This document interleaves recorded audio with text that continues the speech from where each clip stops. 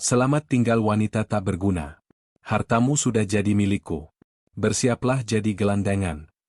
Kalimat kejam itu berdenging di telinga Arini saat ia melihat foto suaminya merangkul wanita lain di bandara. Aditya mengira telah berhasil membawa lari seluruh kekayaan Arini setelah memalsukan semua dokumen aset mereka. Namun, pria itu tidak menyadari bahwa sebelum koper itu ditutup, Arini sudah lebih dulu mengubah setiap lembar uang di dalamnya menjadi jebakan maut yang siap menyeretnya ke balik jeruji besi. Bagaimana rasanya saat kemenangan yang sudah di depan mata tiba-tiba berubah menjadi skakmat yang mematikan? Inilah kisah tentang pembalasan yang elegan, di mana sang ratu tidak perlu mengotori tangannya untuk menghancurkan seorang pengkhianat yang telah kehilangan segalanya. Suara deru mesin pabrik di kejauhan biasanya menjadi nina bobo bagi warga Gresik, namun bagi Arini, suara itu terdengar seperti geraman predator yang lapar. Jam dinding menunjukkan pukul 2 dini hari di dalam kamar megah yang sunyi itu. Hujan baru saja reda, menyisakan bau tanah basah dan hawa dingin yang menusuk tulang hingga ke dalam sumsum. Arini terbangun bukan karena mimpi buruk, melainkan karena suara gesekan roda koper di atas lantai marmer yang terdengar terburu-buru. Ia tetap memejamkan mata, mengatur napas agar tetap teratur seolah masih terlelap dalam mimpi indah. Di balik kelopak matanya yang terpejam, jantungnya berdegup kencang, bukan karena takut, melainkan karena amarah yang ia tekan sedalam mungkin hingga ke dasar jiwanya. Aditya, pria yang telah menemaninya selama 7 tahun, bergerak dengan sangat hati-hati di dalam kegelapan. Arini bisa merasakan kehadiran suaminya itu di sisi tempat tidur, berdiri diam selama beberapa detik seolah sedang menikmati kemenangan kecilnya sebelum melangkah keluar dari rumah ini selamanya. Tak lama kemudian, pintu kamar tertutup dengan bunyi klik yang sangat halus. Arini segera membuka matanya, menatap langit-langit kamar yang tinggi sementara telinganya menangkap suara mesin mobil yang menyala di garasi dan perlahan menjauh hingga menghilang di telan sunyi malam. Arini adalah wanita berusia 35 tahun dengan garis wajah yang tegas, hasil dari tahun-tahun panjang membangun imperium bisnis logistik di pelabuhan Jawa Timur. Selama ini, orang-orang mengenalnya sebagai sosok yang dingin dan tak tergoyahkan, namun di depan Aditya, ia selalu mencoba melembutkan sisi tajamnya. Ia memberikan segalanya, kepercayaan, kasih sayang, hingga akses penuh ke seluruh pundi-pundi kekayaannya. Ia mengira cinta bisa menjinakkan serigala, namun ia keliru. Aditya hanyalah parasit yang pandai bersandiwara dengan wajah tampan dan janji-janji manisnya yang kosong. 1 jam berlalu dalam keheningan yang menyesakkan. Arini duduk di sofa ruang tengah menghadap jendela besar yang memperlihatkan kerlap-kerlip lampu dari area industri di kejauhan. Tiba-tiba ponselnya yang tergeletak di meja bergetar hebat. Sebuah notifikasi pesan masuk. Di sana, di tengah keramaian Terminal 2 Bandara Juanda, Aditya berdiri dengan senyum lebar yang belum pernah Arini lihat sebelumnya.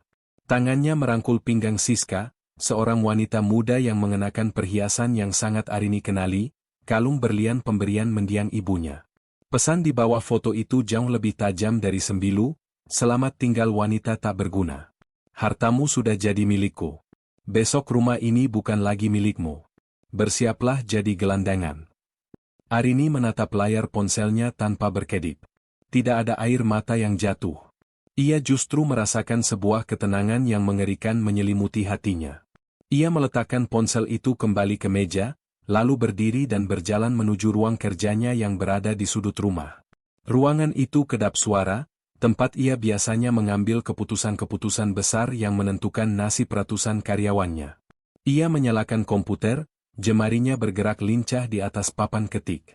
Cahaya biru dari monitor menyinari wajahnya yang kini tampak seperti dewi pembalas dendam yang siap mencabut nyawa. Aditya mengira Arini adalah wanita bodoh yang hanya tahu cara mencari uang tanpa tahu cara menjaganya. Ia mengira Arini tidak sadar bahwa selama 6 bulan terakhir suaminya itu sering menghilang dengan alasan pertemuan bisnis yang mencurigakan. Aditya benar-benar meremehkan insting seorang wanita yang besar di lingkungan bisnis yang keras. Bagi Arini, pengkhianatan bukanlah sesuatu yang harus ditangisi dengan drama yang melelahkan, melainkan sebuah variabel bisnis yang harus segera diatasi dengan tindakan tegas. Ia telah mencium bau busuk ini sejak lama, bahkan sebelum Aditya mulai merencanakan pelariannya malam ini. Cahaya fajar mulai menyelinap masuk melalui celah gorden sutra di ruang kerja Arini, namun suasana di dalam ruangan itu tetap sedingin es. Arini masih terduduk kaku menatap layar monitor yang menampilkan folder tersembunyi berisi rekaman percakapan, bukti transfer gelap, hingga foto-foto perselingkuhan Aditya yang sudah ia kumpulkan lewat jasa penyelidik swasta. Suara detak jam di dinding terasa seperti hitungan mundur menuju kehancuran seseorang. Arini tahu mulai detik ini Aditya bukan lagi suaminya, melainkan target operasi yang harus dihancurkan tanpa sisa. Pesan singkat yang menyebutnya, wanita tak berguna, itu terus terbayang di benaknya. Arini tersenyum getir. Aditya lupa bahwa gedung perkantoran di kawasan industri Gresik yang mereka tempati, armada truk yang berlalu lalang di pelabuhan Tanjung Perak, hingga rumah mewah yang mereka huni semuanya adalah buah dari pemikiran strategis Arini. Aditya hanyalah pajangan yang ia poles agar terlihat pantas bersanding di sisinya. Namun tampaknya polesan itu membuat Aditya lupa daratan dan merasa dirinya adalah pemain utama. Padahal ia hanyalah bida yang baru saja melompat keluar dari papan catur. Arini meraih telepon kabel di mejanya, menekan serangkaian angka yang tidak tersimpan di buku kontak manapun. Panggilan itu langsung diangkat pada nada pertama. "Eksekusi rencana pembersihan sekarang," ucap Arini pendek. Suaranya datar tanpa emosi. Di seberang sana, seorang pria dengan suara berat hanya menjawab dengan satu kata tanda mengerti sebelum memutus sambungan. Pria itu adalah kepala keamanan pribadinya, seorang mantan aparat yang telah bekerja untuk keluarga Arini selama belasan tahun. Tugasnya sederhana, memastikan tidak ada satupun aset yang benar-benar bisa disentuh oleh Aditya, meskipun dokumen di tangan pria itu terlihat sah secara hukum. 1 jam setelah pesan Aditya masuk, Arini mulai bergerak menuju brankas tersembunyi di balik lukisan pemandangan pantai utara Jawa. Dengan tenang, ia memutar kombinasi angka dan memindai sidik jarinya. Pintu baja itu terbuka dengan desisan halus. Di dalamnya, tumpukan uang tunai yang seharusnya ada di sana memang telah raib. Aditya telah mengambil semuanya, termasuk beberapa batangan emas yang Arini simpan untuk keadaan darurat. Namun yang tidak disadari oleh Aditya adalah sebuah kompartemen rahasia di dasar brankas tersebut. Arini menekan sebuah tombol kecil yang tersembunyi di sudut dalam brankas. Bagian dasarnya bergeser menampakkan sebuah amplop coklat besar yang masih tersegel rapat. Di dalamnya terdapat paspor asli Aditya, akta tanah asli rumah mereka, dan yang paling penting, surat pernyataan pengakuan utang yang telah ditandatangani Aditya di bawah pengaruh alkohol beberapa bulan lalu. Dalam dokumen itu, Aditya menyatakan bahwa seluruh aset yang ia kelola adalah pinjaman dari perusahaan Arini yang harus dikembalikan seketika jika terjadi pelanggaran kontrak pernikahan. "Kau pikir kau sudah memalsukan tanda tanganku, Adit?" gumam Arini sambil mengelus permukaan amplop itu. "Kau lupa bahwa aku yang mengajarimu cara memegang pena di dunia bisnis ini." Arini tahu benar bahwa Aditya telah menggunakan jasa seorang notaris nakal di Surabaya untuk melegalkan dokumen palsu tersebut. Namun Arini sudah lebih dulu membeli kesetiaan notaris itu dengan tawaran yang jauh lebih menggiurkan daripada sekadar komisi haram dari Aditya.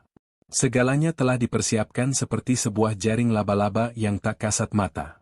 Semakin Aditya meronta untuk pergi, semakin erat jaring itu menjerat lehernya. Tiba-tiba ponsel Arini kembali bergetar. Bukan pesan dari Aditya, melainkan notifikasi dari aplikasi perbankan miliknya. Ada aktivitas penarikan tunai besar-besaran di sebuah mesin ATM di dalam area bandara, disusul dengan transaksi di sebuah toko perhiasan mewah di terminal keberangkatan. Arini membiarkan transaksi itu terjadi. Ia sengaja membiarkan Aditya merasakan puncak kebahagiaan sesaat sebelum ia menjatuhkannya ke jurang yang paling dalam. Ia telah mengatur agar visa perjalanan Aditya dibatalkan secara sistematis melalui koneksi orang dalamnya di kantor imigrasi dengan alasan keterlibatan dalam kasus penipuan korporasi. Deru mesin mobil mewah Arini membelah jalan tol Surabaya-Gresik yang masih lengang. Di balik kemudi, matanya menatap lurus ke depan, namun pikirannya melayang jauh ke masa 7 tahun lalu saat ia pertama kali bertemu Aditya di sebuah seminar bisnis. Saat itu Aditya tampak seperti ksatria berbaju zirah, sopan, cerdas, dan penuh perhatian. Arini yang baru saja kehilangan ayahnya dan harus memikul beban perusahaan logistik keluarga merasa menemukan sandaran. Ia tidak menyadari bahwa di balik tutur kata manis itu, Aditya sedang menghitung setiap jengkal kekayaan yang dimiliki keluarga Arini. Retakan pertama dalam pernikahan mereka sebenarnya sudah muncul sejak 3 tahun lalu. Arini teringat suatu sore di kantor pusat mereka yang menghadap pelabuhan Tanjung Perak. Ia menemukan selisih dana yang cukup besar dalam laporan pengadaan truk armada baru. Saat ia mengonfirmasi hal itu pada Aditya, suaminya itu hanya tertawa meremehkan dan menyebutnya terlalu paranoid. Arini memilih untuk percaya demi menjaga keutuhan rumah tangga, namun pengkhianatan adalah rayap yang bekerja dalam diam.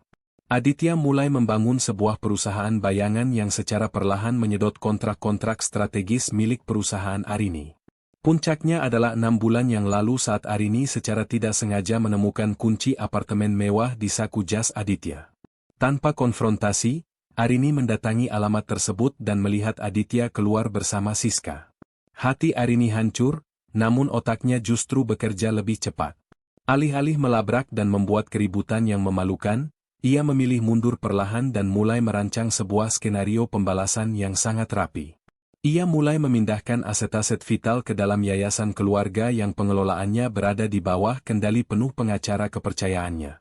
Arini sengaja membiarkan Aditya merasa berkuasa, membiarkan suaminya itu merasa telah berhasil mengelabui dirinya. Ia bahkan pura-pura tidak tahu saat Aditya mulai memalsukan tanda tangannya pada surat pengalihan saham. Arini tahu di mata hukum dokumen palsu itu akan menjadi senjata makan tuan jika ia bisa membuktikan adanya unsur penipuan dan pencucian uang. Kini, saat ia melaju menuju titik pertemuan terakhir mereka, rasa beban di pundaknya perlahan terangkat. Ia bukan lagi wanita yang lemah karena cinta. Ia adalah badai yang sedang menuju daratan untuk meratakan apapun yang menghalangi jalannya. Mendekati gerbang tol Waru, Arini melihat papan penunjuk jalan menuju Bandara Juanda. Ketegangan di dadanya meningkat, namun bukan karena cemas, melainkan karena antusiasme melihat bagaimana kecongkakan Aditya akan runtuh. Ia telah menyiapkan segalanya, dari bukti digital hingga saksi kunci yang siap memberikan keterangan kepada pihak berwajib. Arini ingin memastikan bahwa saat Aditya menginjakkan kaki di lantai bandara, ia tidak sedang melangkah menuju pesawat, melainkan sedang melangkah menuju jeruji besi yang dingin di Polres setempat. Pukul 5 pagi, langit Jawa Timur mulai membiru terang. Arini memarkirkan mobilnya di area parkir premium Bandara Juanda. Ia tidak segera turun, matanya tertuju pada dashboard mobil, memperhatikan layar tablet kecil yang terhubung langsung dengan kamera pengawas tersembunyi di rumahnya di Gresik. Di sana ia melihat beberapa orang suruhan Aditya sedang mencoba memasukkan kunci ke pintu utama rumahnya, namun gagal karena Arini telah mengganti seluruh sistem penguncian hanya 2 jam setelah Aditya pergi. Pikiran Arini melayang pada tumpukan uang tunai yang dibawa Aditya. Uang itu sebenarnya adalah uang umpan yang telah ditandai dengan tinta khusus dan nomor serinya telah dicatat oleh bank sebagai aset perusahaan yang dilaporkan hilang. Langkah kaki Arini terdengar mantap di atas lantai beton parkiran. Ia menuju ke lobi keberangkatan dengan tenang, kacamata hitam menutupi matanya yang tajam. Di dalam tasnya tersimpan sebuah map berisi dokumen asli kepemilikan aset yang sah yang telah dilegalisasi oleh pengadilan negeri sehari sebelumnya. Ia telah menyiapkan jebakan tikus ini dengan sangat detail. Setiap langkah Aditya sejak keluar dari rumah di Gresik telah diprediksi, mulai dari rute jalan tol yang diambil hingga pilihan tempat duduk di ruang tunggu bandara. Di dalam terminal, suasana mulai ramai oleh calon penumpang tujuan Singapura. Arini berdiri di balik pilar besar, tidak jauh dari kaunter pelaporan mandiri. Dari kejauhan, ia melihat sosok yang sangat ia kenal. Aditya berdiri di sana tampak gelisah, terus-menerus melihat jam tangannya dan menekan layar ponsel dengan kasar. Di sampingnya, Siska tampak merengek, mungkin menanyakan mengapa kartu kredit yang digunakan untuk membayar kelebihan bagasi tiba-tiba ditolak oleh mesin pembaca. Drama kecil itu menjadi tontonan gratis yang sangat memuaskan bagi Arini. Aditya tampak mulai panik, ia menarik wanita itu menuju sebuah sudut yang agak sepi, berbicara dengan nada tinggi sambil menunjuk-nunjuk ponselnya. Arini bisa melihat bagaimana kepercayaan diri Aditya kini mulai luntur digantikan oleh ketakutan yang nyata. Aditya mencoba menelepon seseorang, mungkin notaris nakalnya atau kaki tangannya, namun Arini tahu tidak akan ada yang mengangkat telepon itu. Semua orang yang pernah membantu Aditya telah diamankan atau memilih berbalik memihak Arini setelah melihat bukti-bukti kejahatan finansial yang ia sodorkan. Arini mengambil ponselnya sendiri lalu mengirimkan satu pesan singkat balasan kepada Aditya, "Bagaimana rasanya menjadi gelandangan di bandara internasional, sayang? Uang yang kau bawa hanyalah kertas tak berharga." Arini melihat Aditya tersentak saat membaca pesan itu. Pria itu menoleh ke kiri dan ke kanan dengan liar, mencari sosok Arini di antara kerumunan manusia. Arini tetap tenang di balik pilar, menikmati pemandangan seekor tikus yang menyadari bahwa ia telah terjebak dalam perangkap baja yang mustahil untuk dibuka. Dua orang petugas keamanan bandara berseragam lengkap mulai berjalan mendekati posisi Aditya. Mereka tidak sendirian. Ada dua orang pria berpakaian preman yang Arini kenal sebagai penyidik dari kepolisian yang telah ia hubungi sebelumnya. Detak jantung Arini melambat, memasuki fase tenang yang mematikan. Aditya mulai kehilangan kendali diri saat tiket kelas bisnisnya dinyatakan tidak valid oleh sistem. Ia memaki petugas di kaunter pelaporan, sementara Siska mulai menunjukkan wajah gelisah dan menjaga jarak. Arini menarik napas dalam-dalam, merasa inilah aroma kemenangan yang sesungguhnya. Sebelum matahari benar-benar tinggi, Arini telah memastikan bahwa secara hukum ia sedang berada di tempat lain. Melalui asisten pribadinya, Arini telah mengatur agar ponsel utamanya aktif dan melakukan serangkaian panggilan bisnis dari kantornya di Gresik sejak pukul 5 pagi untuk menciptakan alibi digital yang sempurna. Ternyata Haris, orang kepercayaan Aditya di bagian keuangan, telah menyerahkan diri kepada Arini 2 minggu lalu setelah Arini menemukan bukti penggelapan dana yang dilakukan Haris untuk judi daring. Haris kini bekerja untuk Arini sebagai informan ganda. Setiap instruksi yang diberikan Aditya kepada Haris malam itu sebenarnya langsung diteruskan ke unit kejahatan ekonomi di kepolisian.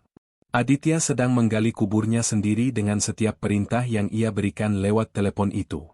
Arini melihat Aditya mulai merogoh koper kecilnya, mungkin mencari uang tunai untuk menyuap petugas, namun ia tidak tahu bahwa uang itu telah ditandai dengan stempel barang bukti tidak untuk diedarkan. Ketegangan mencapai puncaknya saat dua pria berpakaian preman mulai memegang pundak Aditya. Aditya meronta, wajahnya memerah karena marah dan malu. Siska langsung melepaskan pegangannya dan mencoba menghilang di antara kerumunan, meninggalkan Aditya sendirian menghadapi nasibnya. Di saat itulah mata Aditya menangkap sosok Arini yang berdiri tenang di kejauhan. Waktu seolah melambat. Arini menurunkan sedikit kacamata hitamnya, menatap tajam langsung ke manik mata Aditya, lalu tersenyum tipis sebelum akhirnya berbalik pergi menuju pintu keluar. Aditya terseret dalam pusaran kepanikan yang luar biasa.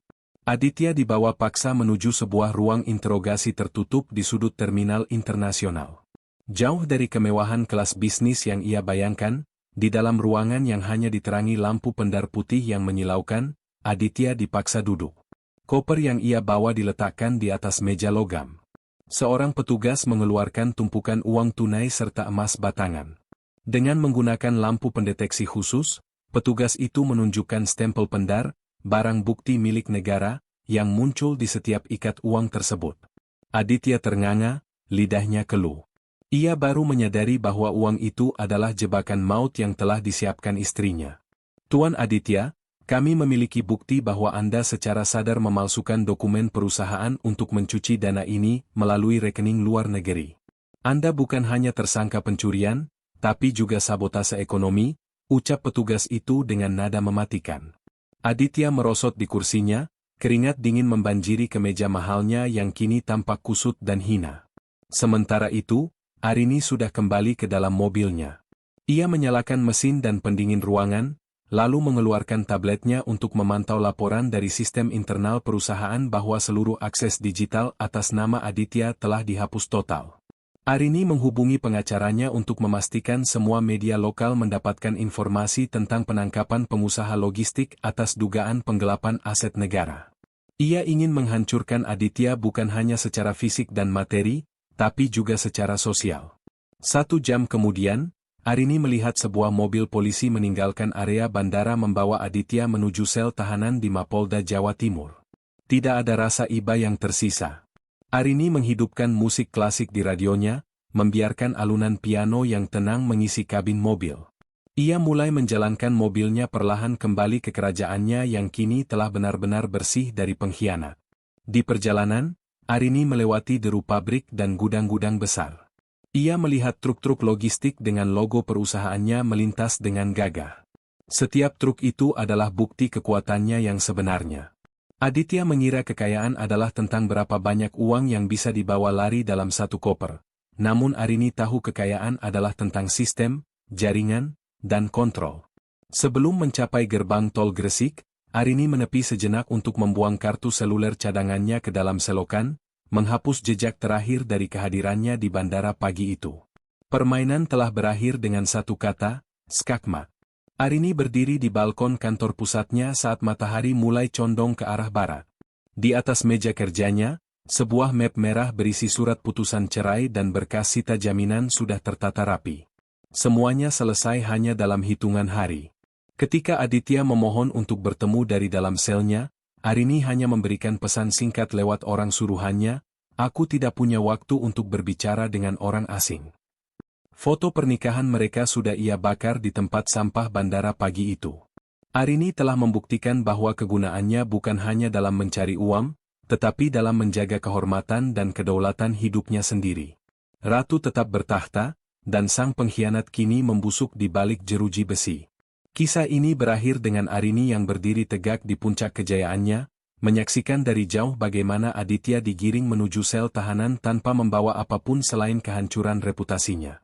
Arini telah membuktikan bahwa martabat tidak bisa dibeli, dan pengkhianatan pada akhirnya akan memakan pelakunya sendiri. Kondisinya kini jauh lebih tenang, memegang kendali penuh atas hidup dan kerajaannya tanpa bayang-bayang orang yang salah. Hikmah utama dari cerita ini adalah bahwa kecerdasan, ketenangan, dan persiapan yang matang jauh lebih kuat daripada tipu daya yang paling licin sekalipun. Jangan pernah meremehkan seseorang yang diam saat dikhianati, karena bisa jadi ia sedang menyusun jaring yang akan menjeratmu tanpa ampun. Cerita ini merupakan karya fiktif, namun kami susun serialistis mungkin agar kita semua dapat mengambil pelajaran berharga tentang integritas dan kekuatan mental. Terima kasih tulus kami ucapkan kepada Anda yang telah menonton hingga detik terakhir. Bagaimana menurut Anda tentang cara Arini membalas dendam? Silakan bagikan pendapat atau bagian favorit Anda di kolom komentar.